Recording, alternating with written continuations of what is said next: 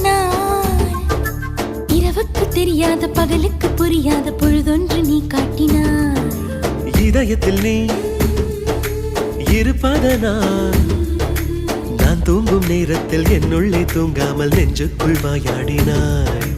கண்ணாடி நீ கடிகாரம் நான் உன்னுள்ளே ஓடோடி வாழ்வேன். காதல் எனும் கடுதாசி நீ என்றென்றும் அன்புடன் நான்.